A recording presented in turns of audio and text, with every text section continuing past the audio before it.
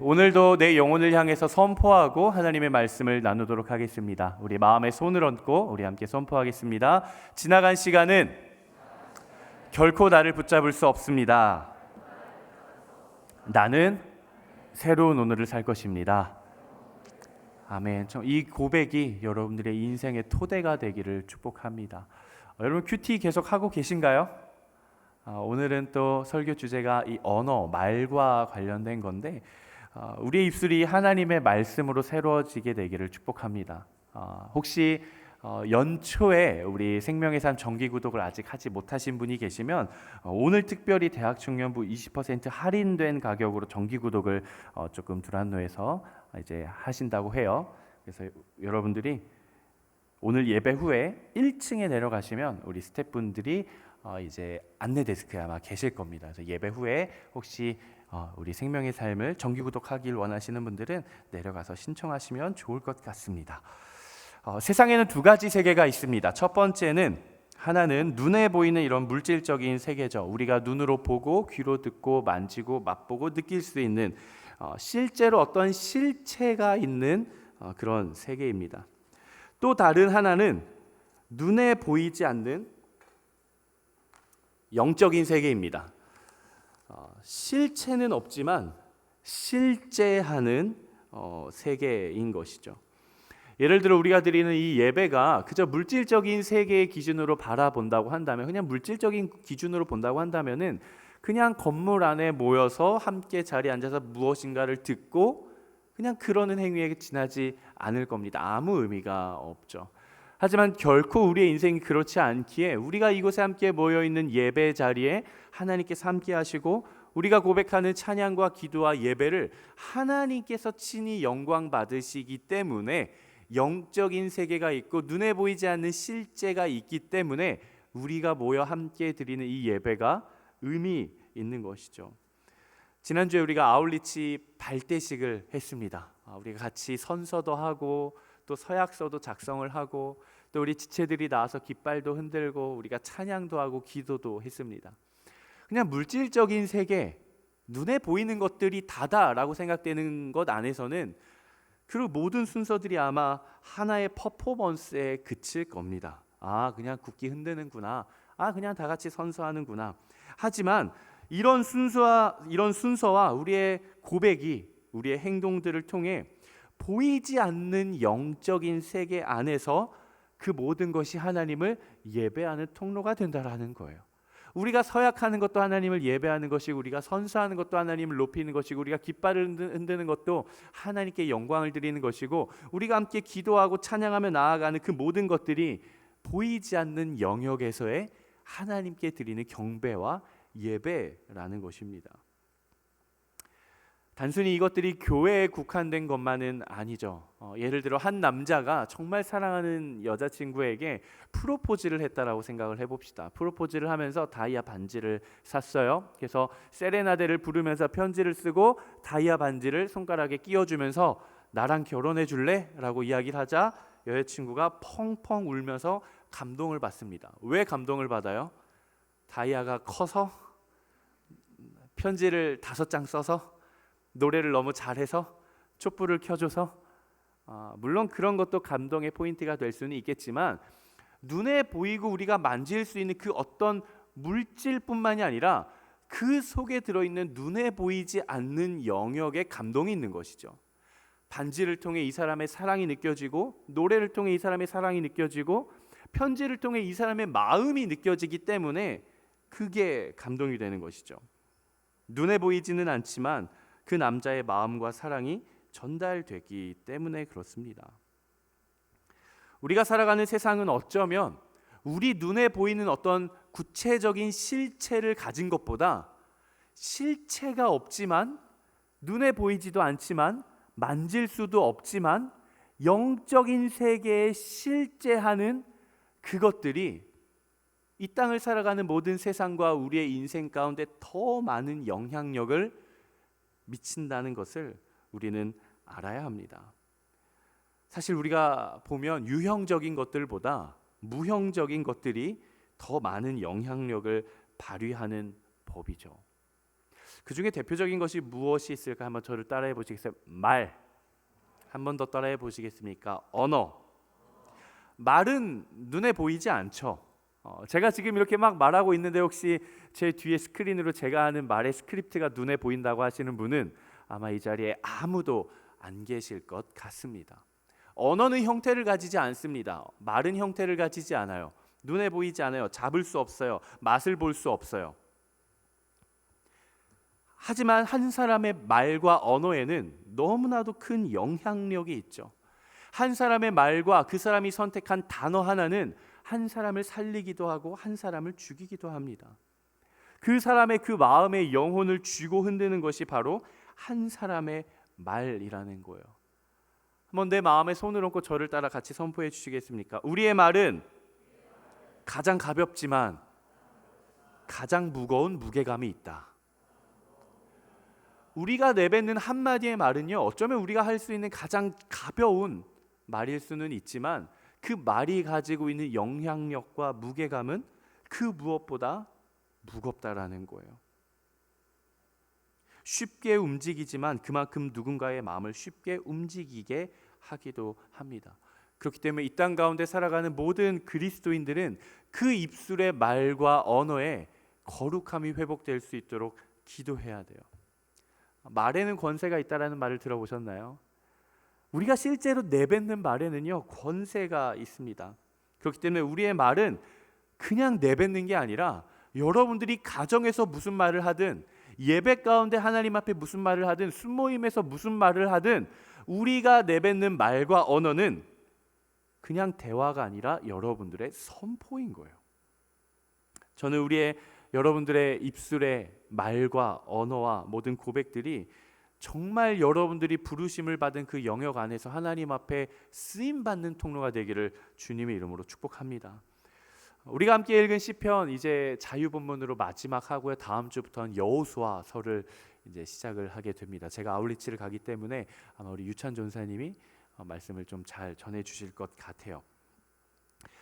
시편 19편은 누가 쓴 시편인가? 바로 하나님 앞에 너무나도 귀하게 쓰임 받았던 다윗이 지은 노래입니다. 이 시편 19편에서 다윗은 하나님을 향한 순전한 고백과 영원하신 하나님에 대한 송축과 경배를 올려드리는 그런 노래예요. 그런 시편이에요. 그리고 나서 다윗이 하나님 앞에 뭐라고 고백을 하냐면, 하나님이 당신은 이런 분이십니다 라고 경배를 하고 나서 나의 모든 입술과 나의 모든 삶이 하나님 앞에 연락되기를 간절히 소망합니다 라고 시편을 마무리를 하고 있어요. 하나님 입장에서 보면 어떨까요? 내가 하나님이라고 생각했을 때 내가 너무 귀하게 사랑하는 이 종 다윗이 나를 열심히 예배하고 나서 마지막에 그렇게 고백하는 거예요. 내가 선포하는 모든 말과 내 모든 삶의 모습들이 나를 위한 것이 아니라 내 왕이신 하나님 당신을 위해 연락되는 삶이 되기를 간절히 원합니다 라고 이야기를 하는 것이죠. 그래서 이제 하나님은 다윗을 향해서 이렇게 이야기를 합니다. 이전에도 없었고 이후에도 내 마음에 쏙 드는 사람이 없을 것이다. 하나님 다윗을 향해 이렇게 칭찬을 해주십니다. 어떻게 보면 다윗은 인생의 정답을 잘 찾은 사람인 것 같습니다. 여러분들은 인생의 정답을 좀 찾으셨어요? 내가 평생의 인생을 살아갈 때 내 인생의 정답을 찾으셨습니까? 우리 모두가 각자의 인생을 다 살아갑니다. 각자의 인생이 있죠. 근데 그 인생을 50년, 60년, 70년, 80년, 90년, 100년이라는 시간을 다 살아낸다 할지라도 모두가 다 인생의 정답을 찾아내는 것은 아닙니다. 어떤 사람들은 일찍이 내 인생의 정말 본질적인 정답을 찾아내서 그 정답을 따라 살아가는 사람들이 있지만, 누군가는 한평생을 살더라도 인생에서 방황하며 헛된 것들만 쫓다가 끝나기도 합니다. 사실 그게 우리의 현실적인 인생이죠. 한 번 사는 인생, 우리가 정말 이 땅 가운데 100년을 산다 해도 그 찰나의 순간입니다. 정말 금방 지나가는 우리의 인생이에요. 한 번 사는 우리의 인생 가운데 우리가 이 땅을 살아가면서 그냥 내 입에 즐겁고 내 생각의 기분에만 즐겁기만 하다 가는 것이 아니라 정말 내 인생이 의미 있는 인생, 하나님께서 허락해 주신 나의 인생이 그 부르심의 목적과 가치대로 본질적인 쓰임을 받는 그런 인생, 정말 내가 세상에서 답을 찾는 것이 아니라 나를 창조해 주신 하나님 안에서 발견하는 그 인생의 정답을 우리는 찾아야만 합니다. 저는 오늘 말씀을 준비하면서 이렇게 정리를 좀 하고 싶어요. 한번 자막을 보고 따라해 보겠습니다. 한번 같이 읽어보겠습니다. 시작. 하나님과 동행하는 삶. 여러분, 하나님과 동행하는 인생이 되십시오. 하루를 살더라도 하나님과 동행하는 하루를 보내시게 되기를 바랍니다. 우리의 인생에 중요한 게 너무 많죠. 한번 여러분 생각해 보십시오. 내 인생에서 난 뭐가 제일 중요한가? 한번 지금 한번 생각해 보시죠. 나는 내 인생에서 뭐가 제일 중요한가? 좋은 사람을 만나는 것 너무 중요합니다. 좋은 배우자를 만나는 것 중요합니다. 정말 좋은 학교와 좋은 직장에 합격하는 것 중요합니다. 그리고 내가 좋은 일들을 하는 것, 선한 일들을 하는 것 중요합니다. 내가 운동을 하는 것, 음식을 먹는 것, 좋은 취미를 갖는 것, 좋은 선한 봉사를 하는 것, 너무나도 다 너무 중요한 일들이에요. 재정도 중요하고요, 건강도 중요해요, 자기 개발도 너무 중요해요. 모든 것이 다 중요합니다. 하지만 우리의 인생에서 이 모든 것들을 반드시 하나의 토대 위에 세워져야 된다는 것이죠. 여러분 꼭 기억하십시오. 여러분들이 생각하는 내 인생에서 너무 중요한 가치가 하나님이라는 한 가지 토대 위에 세워질 때 비로소 그 가치를 실현할 수 있는 법이에요. 우리의 모든 중요한 것들, 내가 생각하는 중요하다고 여겨지는 그 가치들이 세워져야만 하는 그 토대, 내 인생의 토대가 무엇인가, 그 정답이 무엇인가, 그것이 바로 내가 하나님과 동행하는 인생입니다. 하나님과 함께하는 인생. 내가 아무리 많은 일들을 이루고 좋은 성과와 업적을 올렸다고 한들 그곳에 하나님이 계시지 않는다고 한다면 그 모든 것이 헛된 것입니다.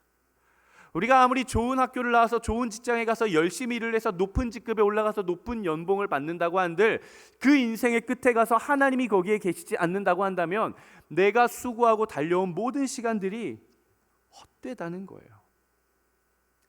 그래서 왕이었던 솔로몬, 이스라엘의 정말 부귀영화를 다 누렸던 솔로몬 왕이 최고의 모든 것들을 다 누려보고 나서 그 끝에 그렇게 이야기를 하는 것이죠.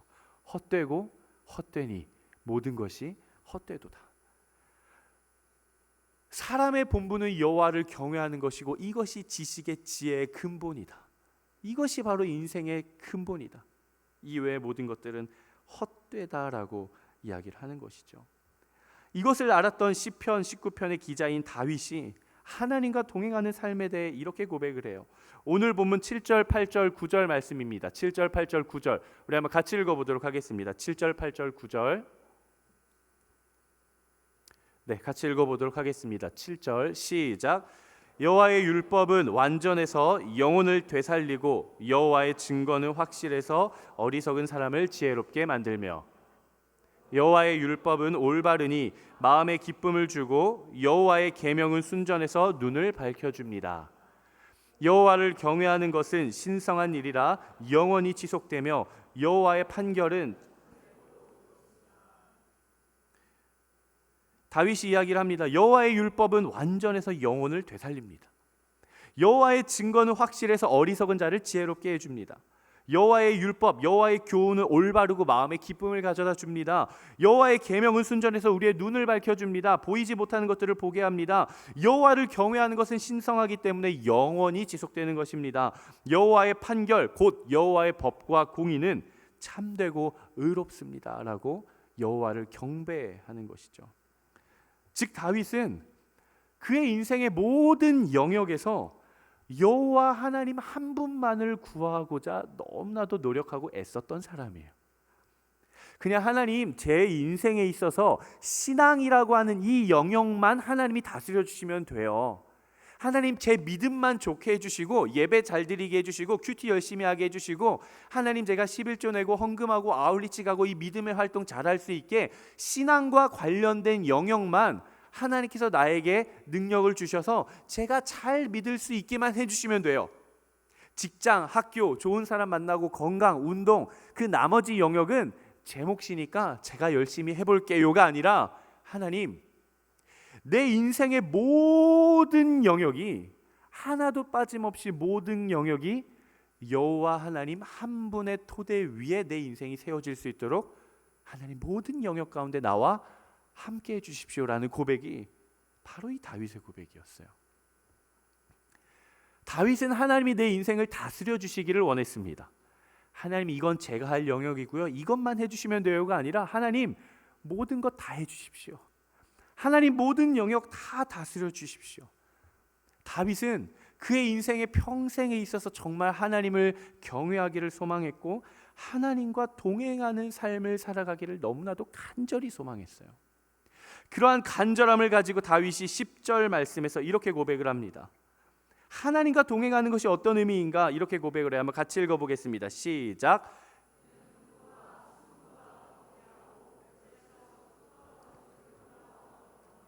다윗은 한 나라의 왕이었어요. 정말 그의 권위와 그의 권력과 그의 힘이 최정점에 이르러 보기도 했고 그가 정말 부귀영화를 다 누려보기도 했어요. 하지만 그의 인생의 말미에 가서 그가 고백했던 것은 딱 한 가지였습니다. 하나님과 동행하는 인생이야말로 이것이 금보다 순금보다 귀하고 벌집에서 뚝뚝 떨어지는 꿀보다도 너무나도 달콤한 인생입니다. 이렇게 이야기를 하는 거예요. 저는 여러분들이 여러분들의 인생과 삶에서 가장 가치 있다고 여기는 그 어떤 것보다 하나님과의 동행을 가장 우선시할 수 있는 여러분 되시기를 주님의 이름으로 축복합니다.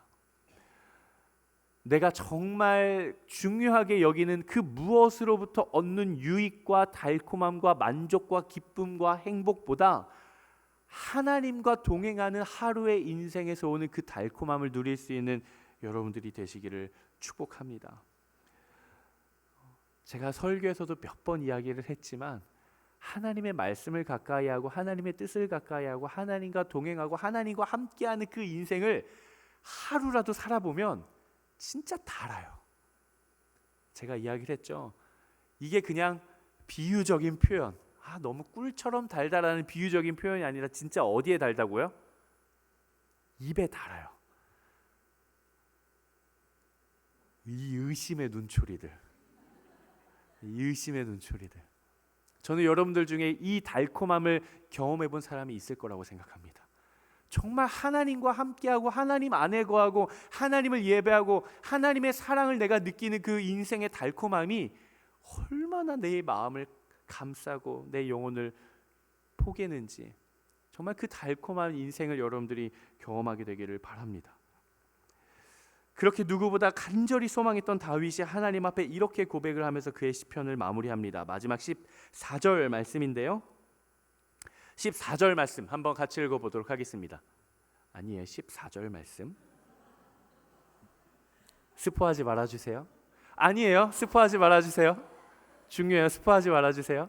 우리 14절 말씀, 정말 그렇게 간절히 소망했던 다윗이 어떻게 되기를 소망했는지 한번 같이 내 믿음의 선포라고 생각하고 한번 읽어보겠습니다. 시작.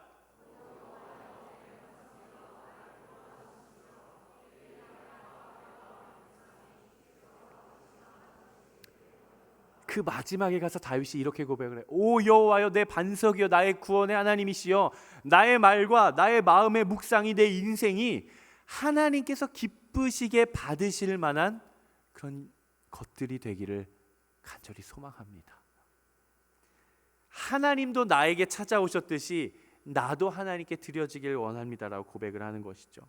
개역개정에서는 이렇게 표현되어 있습니다. 내 입술의 말과 나의 마음의 묵상이 주께 연락되기를 간절히 소망합니다. 이 연락된다라는 것은 무엇인가?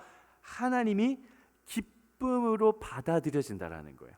내가 누군가에게 무슨 말을 하든, 내가 우리 엄마 아빠한테 무슨 한마디 말을 하든 짜증 섞인 말이 아니라 사랑의 언어로 한마디를 했을 때 그것이 내 엄마, 내 아빠, 내 가족에게 한 것이지만 하나님께서 기쁘시게 받을 만한 것으로 여겨진다라는 거예요.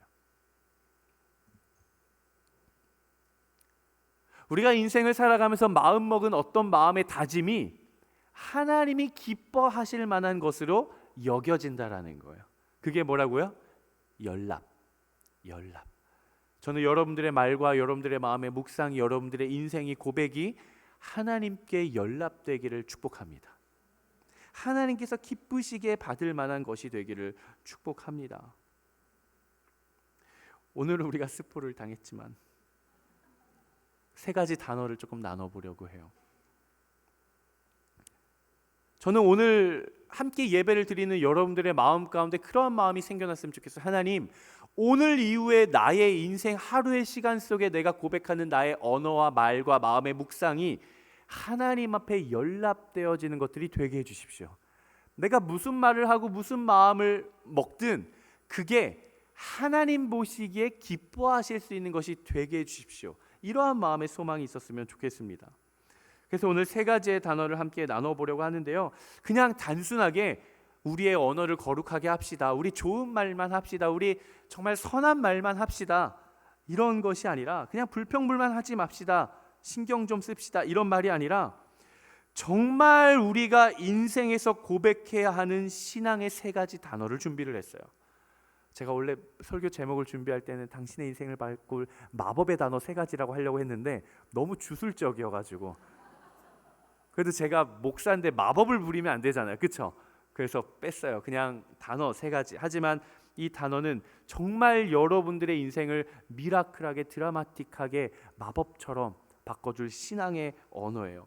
그래서 이 단어의 고백들이 우리의 믿음을 선포하는 통로가 되기를 축복합니다. 아멘. 그래서 우리 세 가지 단어를 좀 나누면서 그 단어를 고백했던 성경의 인물이 누가 있는가 좀 찾아보면서 우리의 인생에도 좀 우리의 삶에도 한번 좀 접목시켜 보려고 합니다. 자막 띄워주지 마시고요. 우리 한번 믿음으로, 한번 믿음의 눈으로 보면서 선포해 볼까요? 자, 첫 번째 같이 읽어보도록 하겠습니다. 시작. 훌륭합니다. 역시 우리 공동체는 믿음의 눈으로 바라보는 공동체예요. 우리 자막 한번 띄워주시고요. 네, 우리의 인생을 바꾸어 줄 신앙의 첫 번째 단어입니다. 다시 한번 읽어보겠습니다. 시작. 비록. 이 고백을 했던 신앙의 인물은 누가 있을까? 바로 하박국 선지자인데요. 우리 하박국 3장 17절 18절 한번 같이 읽어볼 텐데요. 하박국 3장 17절 18절 우리 개역개정 말씀으로 준비가 되었습니다. 한번 같이 읽어보도록 하겠습니다. 시작. 비록 무화과 나무가 무성하지 못하며 포도나무에 열매가 없으며 감람나무에 소출이 없으며 밭에 먹을 것이 없으며 우리의 양이 없으며 외양간에 소가 없을지라도 나는 여호와로 말미암아 즐거워하며. 하박국, 저는 김한국 죄송해요. 저는 김한국, 그리고 오늘 선지자는 하박국. 오늘 날씨가 더 덥고 습해서 그런지 약간 여러분들이 축축 처져 있는 것 같아요. 약간 좀 덥고, 그래서 제 마음 같아서는 닭 한 마리라도 좀 삼계탕을 대접하고 싶은데 그럴 수가 없으니까 제가 여러분들 좀 잠 좀 깨라고 자꾸 쓸데없는 얘기를 하고 있는 것 같아요. 네, 하박국 선지자가 이렇게 이야기를 하죠. 비록 무화과 나무가 무성하지 못하고 포도나무, 감람나무 아무 열매도 없고 우리의 양도 없고 밭에 먹을 것도 없고 외양간에 소도 없고 내가 눈으로 볼 수 있고 만질 수 있고 소유할 수 있는 것은 아무것도 없는 이 상황일지라 할지라도, 비록 그럴지라도 나는 오직 여호와 하나님 한 분만으로 말미암아 내가 기뻐하리로다, 이렇게 이야기를 해요. 우리 차세대 교사를 하신 분들 혹은 교회 학교에 짬바가 조금 있으신 분들은 요 말씀으로 만든 찬양이 있어요. 그쵸? 어떻게 해요? 어떻게 불러요? 재현아, 어떻게 불러? 무화과 나무가 무성하지 못하며, 이거 아니에요? 한번 불러보실래요? 마르고 포도나무에 한번 불러볼래요?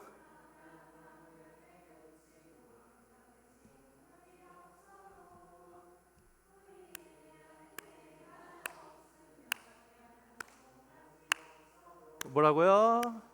난 여호와로 즐거워하리, 난 여호와로 즐거워하리, 구원의 하나님을 인해 기뻐하리로다. 막 이렇게 하면서 하잖아요. 포도알도 만들고, 그렇죠? 이렇게 만들면서 즐겁게 한단 말이에요. 그런데 여러분, 이 하박국 선지자가 고백했던 이 시대적인 배경을 보면요, 눈물이 나오지 않을 수가 없어요. 이렇게 기쁘게 할 수가 없어요. 하박국 선지자는요, 하나님을 대적하는 이 이방 국가가 점점 더 성장해 가고 부흥해 가는 반면에 하나님께서 선택하신 이스라엘이라고 하는 민족이 점점 더 하나님 앞에 심판받고 멸망해 가는 그런 모습들을 보면서 하나님한테 따지기 시작하는 거예요. 하나님 당신이 공의로운 분이시고 하나님 당신이 정의로운 분이시라고 하는데 왜 하나님을 반대하는 저 이방 국가들은 저렇게 잘 살고 하나님 당신이 먼저 선택한 선민 이스라엘이라고 하는 우리나라 이 민족 이 백성들은 이렇게 자꾸 심판받고 멸망하고 성이 무너지고 아무것도 없습니까? 따지고 반문해요.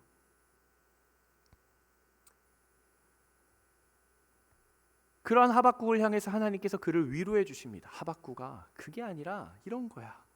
그리고 이스라엘 백성들을 향한 나의 마음의 진심은 그들이 멸망으로 끝나는 것이 아니라 내가 그들을 사랑하고 그들을 구원하고 그들을 보호하고 그들을 지키고 그들을 이끌고자 하는 것이 그게 내 마음의 본심이야. 그러니까 너가 가진 게 아무것도 없을지라도 소망도 없고 희망도 없고 빛도 없고 아무런 기대감이 없을지라도 비록 그렇다 할지라도 너는 나 하나면 되는 거 아니니?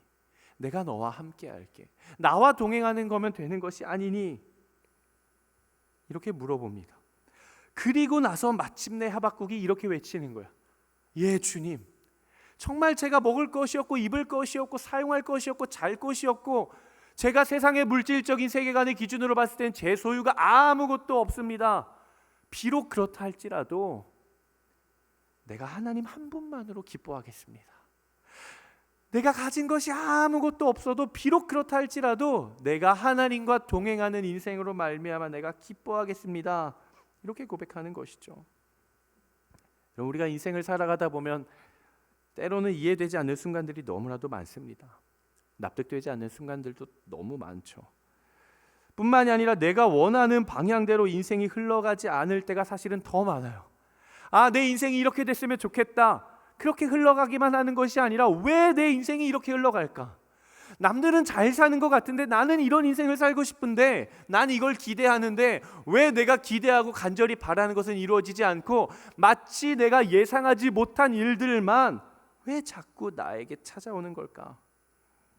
우리는 그 순간에 하나님을 원망하기도 하고 반항하기도 하고 심지어 교회를 떠나고 하나님을 떠나버리기도 합니다. 하지만 그럴 때마다 우린 이렇게 고백할 수 있어야 돼요. 비록 내 인생이 이해할 수 없을지라도 나는 하나님을 신뢰하겠습니다. 비록 내 이 상황이 내가 바라는 상황이 아닐지라도 나는 하나님을 따르겠습니다. 비록 내가 가진 것이 없을지라도 하나님마저 내 손에서 놓지는 않겠습니다.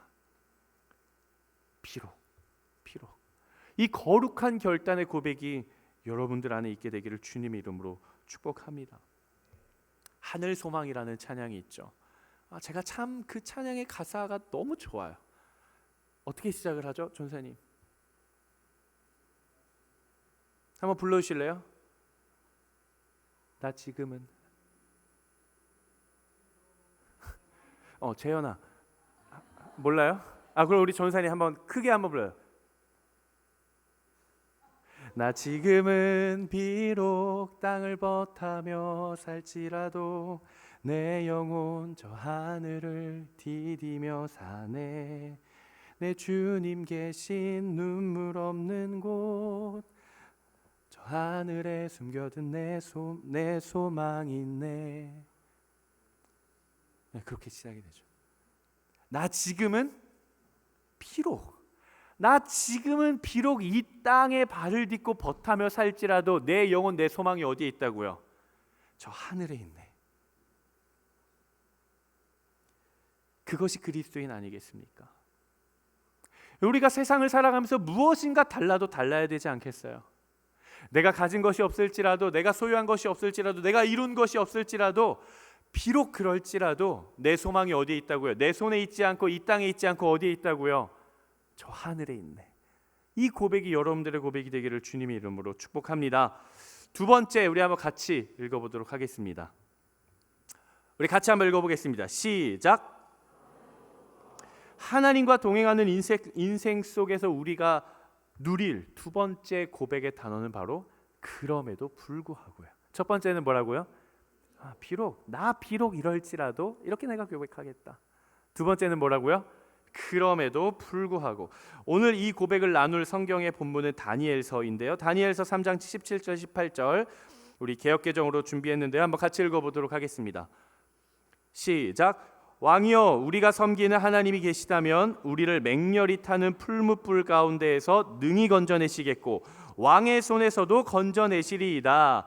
그렇게 하지 아니하실지라도 왕이여, 우리가 왕의 신들을 섬기지도 아니하고 왕이 세우신 금신상에게 절하지도 아니할 줄을 아옵소서.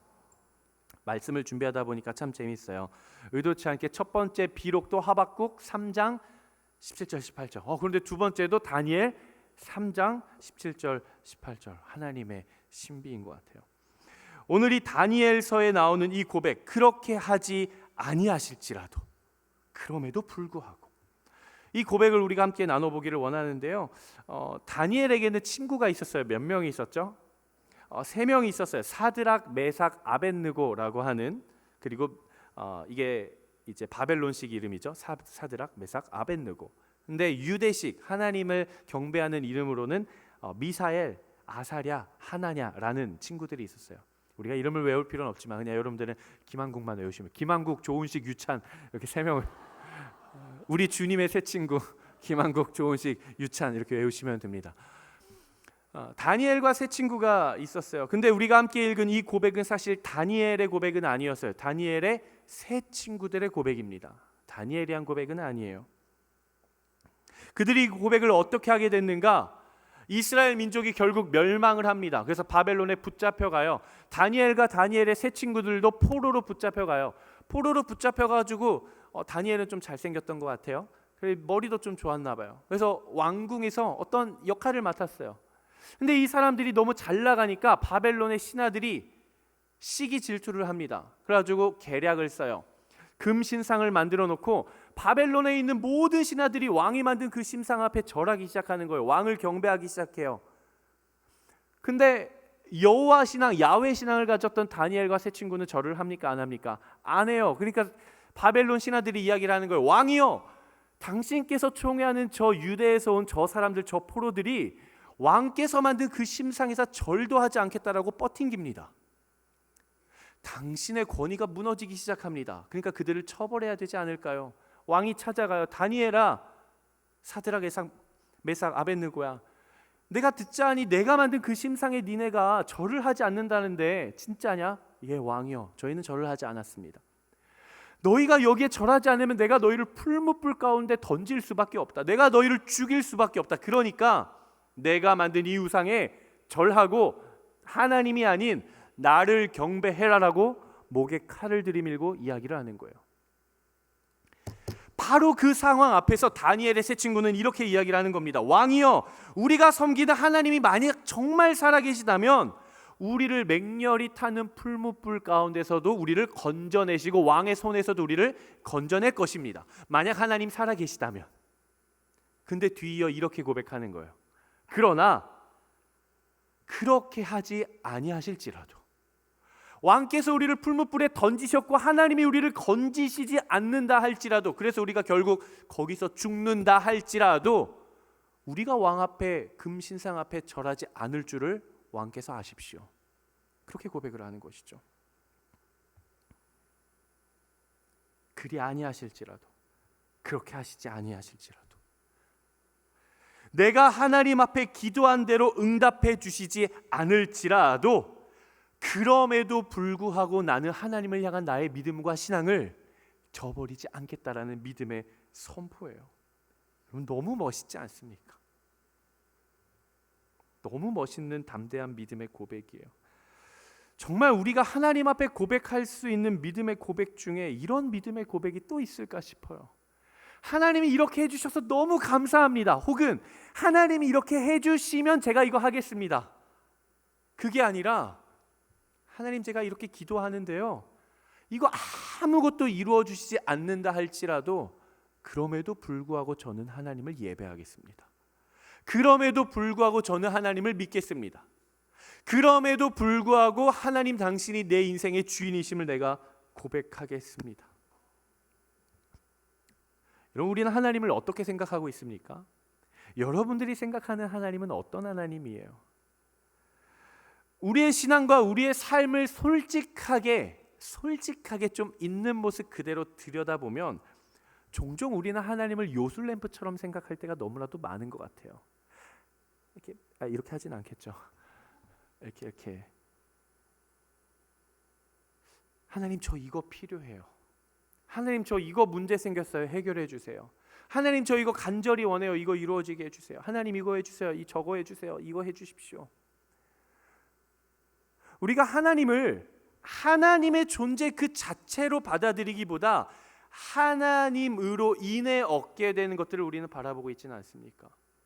우리를 구원하시고 우리의 왕이 되시고 나의 아버지 되신 하나님을 바라보고 그와 동행하고 그와 교제하는 것이 아니라 그로 인해 내가 얻게 되는 어떤 만족과 유익과 기쁨, 그것만을 바라보며 우리는 나아가고 있지는 않습니까? 우리는 솔직하게 우리의 믿음과 신앙을 들여다봐야 돼요. 그리고 그곳에 병든 부분이 있다라고 한다면 과감하게 도려낼 수 있어야 됩니다. 지금 당장 살을 도려내는 수술이 필요한 환자에게 한 달 동안 그냥 물리치료 한번 해보시죠. 지금 살이 썩어가서 팔이 언제 끊어질지 모르는 그 환자한테 일단 약 먹으면서 맵고 짠 거 드시지 마시고 카페인 먹지 말고 술 담배 하지 마시고 규칙적인 생활하면서 운동하면서 운동 치료해 보시죠 라고 처방을 한다면 그 의사는 자격이 없는 것이죠. 그 환자가 싫다 그래도 당장 그 환자를 수술방 예약 잡고 얼른 메스를 들고 썩어가고 있는 부위를 도려내야 돼요. 그래야 살아날 수 있는 거예요. 우리도 마찬가지죠. 정말 진솔하게 우리 스스로 우리는 질문해 봐야 돼요. 나는 하나님을 왜 믿는가? 하나님을 믿는 나의 믿음의 근거는 무엇인가? 내가 하나님께 구하고 바라는 것은 무엇인가? 내가 믿음을 가진 사람으로서, 신앙을 가진 사람으로서, 하나님의 자녀로서, 이 땅 가운데 그리스도인으로서, 하나님 나라의 거룩한 백성으로서 내가 하나님께 구하고 바라는 것은 무엇인가? 정말 나는 하나님을 원하는가? 하나님을 바라는가? 아니면 하나님으로 인해 얻게 될 기도의 제목을 바라고 있는가? 그분과의 동행 그 자체를 바라고 있는가? 아니면 하나님과 동행할 때 주어지는 내 삶의 만족과 유익인가? 우리는 솔직하게 들여다봐야 돼요. 우리는 예수 그리스도를 흠모하는 팬이 아니라 예수 그리스도를 따르는 제자가 돼야 됩니다. 그 당시에도 예수님 따라다닌 사람들 너무 많았어요. 수천 명, 수만 명이 예수님 따라다녔어요. 왜 따라다녔을까요? 예수님 따라다니면서 손 내밀면은 치유해줘요. 병이 나아요. 예수님 따라다니면요, 막 물고기도 주고요, 떡도 주고요, 밥도 줘요. 무한리필 뷔페예요. 예수님 따라다니니까요, 뭐 먹을 것도 주고요, 입을 것도 주고요, 마실 것도 줘요. 수많은 무리들이 그렇게 예수님을 따라다녔어요. 하지만 예수님이 부르신 사람은 제자입니다. 여러분들은 제자입니까? 여러분들은 제자입니까? 저는 우리 웹대학 청년부의 모든 우리 지체들, 그리고 인천 온누리교회 모든 성도님들이 예수 그리스도를 헛되이 따르는 수많은 허다한 무리 중 하나가 아니라 정말 부르심을 받은 제자가 되기를 축복합니다. 그럼에도 불구하고 이 고백이야말로 하나님에 대한 확실한 신뢰의 고백이죠. 주님 따라다니면서 손 내밀었을 때 떡과 물고기와 먹을 것과 입을 것과 치유를 주지 않는다 할지라도 그럼에도 불구하고 나는 주를 따르리. 이 믿음의 고백이 여러분 안에 있게 되기를 바랍니다. 마지막 세 번째 마법의 단어, 신앙의 단어입니다. 한번 같이 읽어보겠습니다. 시작. 다만. 우리가 하나님과 동행하는 인생의 여정 속에서 우리의 입술에 습관처럼 내뱉어야 하는 신앙의 고백의 단어입니다. 첫 번째는 뭐라고요? 비록. 두 번째, 그럼에도 불구하고. 세 번째, 다만. 우리가 함께 나눌 성경 속의 인물은 바로 이름도 없는 백부장입니다. 백부장은 이름이 아니에요. 그냥 직책이에요. 다락방장 이런 거예요. 순장. 어떤 순장, 어떤 다락방장이 등장했는가 한번 보겠습니다. 마태복음 8장 5절에서 8절 말씀이에요. 마태복음 8장 5절에서 8절 한번 같이 읽어보겠습니다. 시작. 예수께서 가버나움에 들어가시니 한 백부장이 나와 간구하여 이르되 주여 내 하인이 중풍병으로 집에 누워 몹시 괴로워하나이다. 이르되 내가 가서 고쳐주리라. 백부장이 대답하여 이르되 주여 내 집에 들어오심을 나는 감당하지 못하겠사오니 다만 말씀으로만 하옵소서. 이름도 없어요. 이 이방인이었던 백부장은 저는 너무 쇼킹했어요. 말씀을 준비하면서. 백부장이면 꽤 높은 직책이에요. 인정받는 사람이에요. 이 백부장이 지금 내 자녀, 내 아들, 내 딸이 병들어가지고 예수님을 찾아간 것이 아니에요. 누구요? 하인이요, 종이요, 노예요. 그 당시로 따지면 내 소유, 내 물건 하나요. 백부장이 친히 예수님한테 찾아가요. 주님, 제 하인 중에 하나가 병들어서 지금 몹시 괴로워합니다. 좀 고쳐주십시오. 그러자 예수님께서 뭐라고 말씀하십니까? 내가 가서 고쳐주겠다. 그래, 내가 가서 고쳐줄게. 만약 우리라면 어떻게 고백했을까요? 여러분들이 그렇게 이야기를 하는 거예요. 주님, 제 가족 중에 한 사람이 지금 너무 힘들어서 병원에 입원해 있습니다. 제 가족 좀 고쳐주십시오. 우리 주님 말씀하시는 거. 아 그래? 그러면은 내 카톡으로 병원 주소 남겨줘. 그럼 내가 오늘 꼭 가가지고 내가 기도해주고 낫게 해줄게. 그럼 우리 이렇게 고백하겠죠. 너무 감사해요 주님. 너무 감사합니다. 근데 오늘 본문에 나오는 백부장이 이렇게 고백을 해요. 주여, 주께서 내 집에 들어오시는 것조차 나는 감당할 수가 없겠사오니 다만 그냥 말씀만 해주십시오. 주님이 친히 내가 가서 고쳐주겠다 말씀하시는데 이 백부장은 이렇게 이야기를 하는 거예요. 주님이 오시는 것 너무 감사하고 좋은데 제가 그걸 감당할 수가 없습니다. 그러니까 친히 오지 않으셔도 됩니다. 다만 말씀만 해주셔도 그 하인이 나을 줄을 제가 믿습니다. 말씀만 해주십시오. 백부장의 고백이죠. 다만.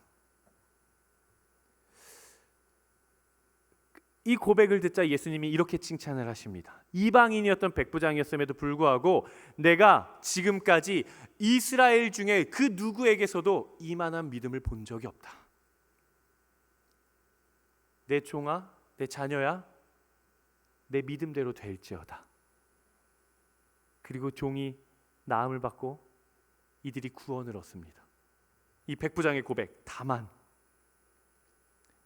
이 고백이 어떤 고백일까 제가 말씀을 준비하면서 좀 생각을 해봤어요. 비록 그럼에도 불구하고 이런 단어도 그래도 우리의 일상생활에서 좀 쓰는데 다만이라는 단어가 사실 이렇게 입에 와닿지는 않더라고요. 입에 잘 붙지는 않더라고요. 다만. 제가 아무리 묵상을 해봐도 다만 하면 딱 뒤에 뭐가 붙냐면 다만 악에서 구하소. 제가 뭘 생각해봐도 다만 하면 뭐가 나와요? 다만 악에서 구하옵소서. 이거밖에 생각이 안 나요. 다만. 그래서 제가 좀 찾아봤어요. 인터넷에 좀 검색을 해봤어요. 그러니까 이런 설명이 나오더라고요. 한번 읽어보겠습니다. 시작. 다만. 그러니까 백부장은 내가 바라는 무엇인가가 있었는데 우리 주님께서 내가 가서 고쳐주겠다고 말씀하셨을 때 다만, 그러니까 다른 것이 아니라 오로지 우리 주님의 말씀만을 구한 거였구나. 백부장한테 필요했던 건 다른 것이 아니라 우리 주님의 생명의 말씀이었구나. 다른 것이 아니라 딱 한 가지.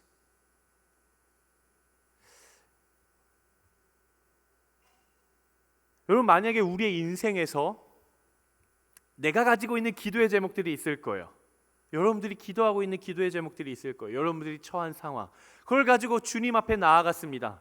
주님 앞에 나아가서 기도해요. 하나님 앞에 나아가서 기도해요. 하나님께서 뭐라고 응답을 해주셨어요. 그때 우리는 하나님, 주님, 다만 이것을 허락해 주십시오라고 했을 때, 다른 것이 아니라 우리가 하나님 앞에 구해야 할 딱 한 가지가 있다고 한다면 여러분들은 무엇을 구하시겠습니까? 주님, 다만 이것을 주십시오.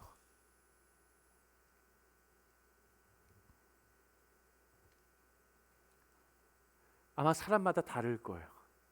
사람마다 다 다를 거예요. 제가 정답을 찾아줄 수는 없어요. 하지만 여러분들의 인생 가운데 그걸 반드시 찾을 수 있게 되기를 바랍니다. 여러분들이 앞으로 1년, 2년, 10년, 20년, 30년 어떠한 인생을 살다가 어떠한 상황을 마주하더라도 그 상황을 놓고 하나님 앞에 기도했을 때 주님, 다만 이것을 허락해 주십시오라고 고백할 수 있는 그 여러분들의 가장 중요한 가치, 우리가 다른 것이 아니라 딱 구해야 할 한 가지의 가치, 그것을 발견하게 되기를 주님의 이름으로 축복합니다. 말씀을 준비하면서 그런 상상을 해봤어요. 이 백부장이 하나님 앞에 구하고 싶었던 것은 진짜 그냥 예수님께서 내 종 한 명 고쳐주길 바라는 어떤 치유의 역사 하나가 아니라, 종뿐만이 아니라 내 인생을 향한 하나님의 주권이 필요했던 것은 아닐까. 그냥 단순히 얘 좀 고쳐주세요가 아니라 이 인생과 내 인생의 삶의 주인이 하나님이라는 그 인생의 주인의 주권의 고백을 하고 싶었던 것은 아닐까, 그 생각이 들더라고요. 저는 여러분에게 질문하고 싶어요. 내 인생에서 모든 것을 다 포기하더라도 다른 것이 아니라 오로지 한 가지만 구하겠다면 여러분들은 무엇을 구하시겠습니까? 내가 모든 것을 다 포기하더라도 주님, 다만 이것만 제게 제발 허락해 주십시오라고 딱 한 가지를 구한다면 여러분들은 무엇을 구하시겠어요? 하나님의 주권을 구하시게 되길 축복합니다. 하나님과의 동행을 구하게 되길 축복합니다. 하나님을 품게 되는 그 마음, 하나님을 향한 사랑, 하나님을 향한 고백, 하나님을 향한 신뢰, 하나님을 향한 믿음, 그것들이 되기를 주님의 이름으로 축복합니다. 말씀을 마무리하겠습니다. 여러분, 우리는 우리의 인생에서 가장 중요한 인생의 본질을 찾아야만 합니다. 그것은 바로 하나님과의 동행이에요. 그리고 지금껏 내가 세상을 향해 달려가고 있었다고 한다면, 혹은 하나님이 저 뒤에 계시는데 나 혼자 신나서 달려가고 있다라고 한다면, 나로 하여금 우리의 인생의 방향을 하나님께로 바꾸어야 돼요. 하나님과 함께하는 인생이 되십시오. 하나님과 동행하는 인생이 되십시오. 그렇게 우리의 삶을 하나님 앞에 맞추어가는 인생이 되십시오. 그렇게 우리의 인생의 방향을 바꿀 수 있는 단어, 세상과 나 중심으로 살았던 우리의 모든 인생을 하나님과의 동행으로 바꿀 수 있는 신앙의 세 가지 단어, 믿음의 단어, 결단의 단어, 오늘 세 가지를 나눴습니다. 첫 번째, 자막을 좀 띄워주십시오. 첫 번째, 우리의 인생의 가장 거룩한 결단의 고백이에요. 비록. 그리고 두 번째, 하나님을 향한 내가 고백할 수 있는 신뢰의 고백 중에 가장 확실한 신뢰의 고백이에요. 그럼에도 불구하고 하나님을 향해 내가 고백할 수 있는 고백 중에 유일한 하나님의 주권에 대한 고백이에요. 주님, 다만 내 인생을 붙들어 주십시오. 비록, 그럼에도 불구하고, 다만. 이 믿음의 신앙의 고백이 여러분들의 인생에 세워져 가게 되기를 주님 이름으로 축복합니다. 이 시간 우리 같이 찬양하고 하나님 앞에 기도했으면 좋겠는데요. 하나님, 오늘 이 시간 이후에 우리의 모든 입술의 말과 우리의 마음의 묵상과 우리의 인생의 걸음이, 나의 결단이 하나님 앞에 기쁨이 되기를 원합니다라고 고백하시는 분들 한번 자리에서 함께 우리 일어나 보시겠습니다. 여러분, 우리 인생의 주인이 하나님이십니다. 여러분, 이것을 믿으시죠? 우리의 인생이 어떤 상황에 처해 있다 할지라도 우리의 인생을 쥐고 이끌어 가시는 분이 오직 예수 그리스도이십니다. 아멘. 아멘. 우리 우리가 하나님 앞에 이렇게 찬양하며 나아가도록 하겠습니다. 내 입술의 말과 나의 마음의 묵상이 주께 연락되기 원하네. 주께 연락되기 고백합니다. 내 입술의 원하네. 말과 내 입술의 말과 나의 마음의 묵상이 주께 연락되기. 우리 다시 고백합시다. 내 입술의 말과 내 입술의 말과 나의 마음의 묵상이 주께 연락되길 주께 연락되기 원하네. 예, 주님. 내 입술의 말과 나의 마음의 묵상이 주께 연락되기 원하네. 내 반석 나의 구원자, 내 반석 나의 구원자, 나의 노래할 이유, 주님 눈에 축복되길 원하네. 모든 순간순간마다 모든 순간순간마다 주의 종 되기 원해. 주님 눈에 축복되길 원하네. 내 입술의 말과 내 입술의 말과 나의 마음의 묵상이 주께 연락되기 원하네. 내 입술의 말과 나의 마음의 묵상이 주께 연락되기. 우리 함께 고백합시다. 예, 주님은 나의 반석이십니다. 내 반석 나의 구원자, 나의 노래할 이유, 주님 눈에 축복되기 원하네. 내 반석 나의 내 반석 나의 구원자, 나의 노래할 이유, 주님 눈에 축복되기. 내 인생의 반석이 되시는 주님을 찬양합니다. 내 반석 나의 구원자, 나의 노래할 이유, 주님 우리의 인생을 주님 받아 주시옵소서. 내 반석 나의 내 반석 나의 구원자, 나의 노래할 이유, 주님 눈에 축복되기. 내가 살아가는 모든 순간순간마다 순간순간마다 주의 종 되기 원해. 주님 눈에 축복되기. 시간 우리의 마음에 손을 얹고 고백하겠습니다. 내 입술에 말과 나의 마음의 묵상이 주께 연락되기 원하네.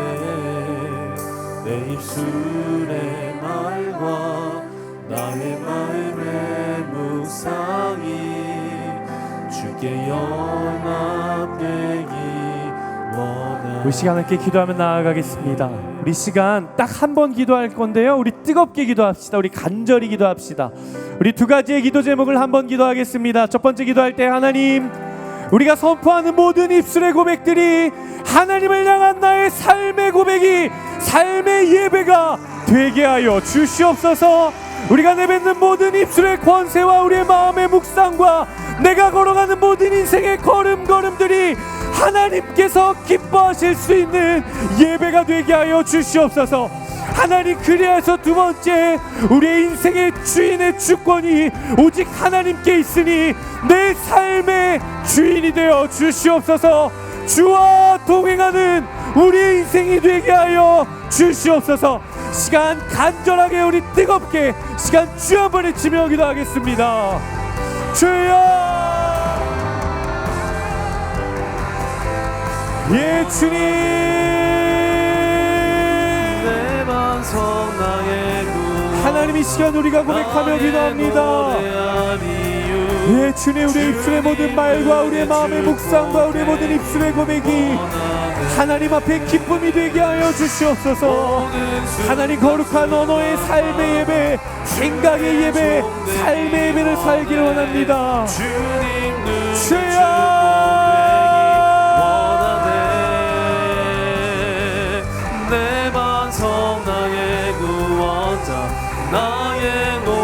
하나님, 우리의 삶을 받아 주시옵소서. 주여, 우리의 삶의 예배를 받아 주시옵소서. 주여, 모든 순간순간마다 주의 종되기 아버지, 우리의 삶을 흠양하여 주시옵소서. 하나님, 우리의 모든 말과 우리 입술의 고백과 하나님, 우리의 모든 것이 예, 주님 앞에 기쁨이 되기를 원합니다. 주 앞에 쓰임받는 예배가 되기를 원합니다. 오, 주님, 우리를 받아 주시옵소서. 주여, 역사하여 주시옵소서. 하나님, 흠양하여 주시옵소서. 주여, 하나님, 우리의 삶의 주권이 오직 하나님께 있음을 고백합니다. 하나님, 받아 주시옵소서. 우리의 삶의 주인이 되어 주시옵소서. 주와 동행하는 인생, 하나님과 함께하는 인생, 아버지, 그런 인생 되게 하여 주시옵소서. 아버지, 나를 받아 주시옵소서. 주님, 우리 인생을 받아 주시옵소서. 주님, 우리의 삶의 고백을 받아 주시옵소서. 하나님, 함께하여 주시옵소서. 오, 주님, 우리를 받아 주시옵소서. 주님 눈에 축복되기 원하네. 참 좋으신 아버지 하나님, 하나님, 우리의 인생의 주권이 아버지께 있음을 우리가 고백합니다. 하나님, 우리의 모든, 우리가 선포하는 모든 그 말들과 우리의 마음 가운데 떠오르는 모든 묵상들과 우리의 생각 가운데 생각되는 모든 것들이 하나님 기뻐하실 수 있는, 연락하실 수 있는 삶의 예배가 되게 하여 주시옵소서. 하나님, 우리의 입술로 하나님을 높이기를 원합니다. 아버지, 우리의 입술의 고백으로 예수 그리스도를 나타내기를 원합니다. 주여, 받아 주시옵소서. 하나님, 그 주권이 우리의 인생을 붙들어 주시길 간절히 소망합니다. 하나님, 내가 이 땅을 살아가며 모든 것들을 다 포기할지라도 내가 유일하게 포기할 수 없는 것, 그 한 가지, 그 하나님의 주권, 하나님과의 동행, 하나님 한 분, 하나님, 내가 이것들을 붙잡고 살아가는 우리의 인생 되게 하여 주시옵소서.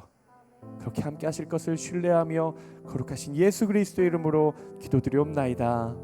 아멘. 우리 하나님 앞에 모든 영광의 박수를 올려드리겠습니다.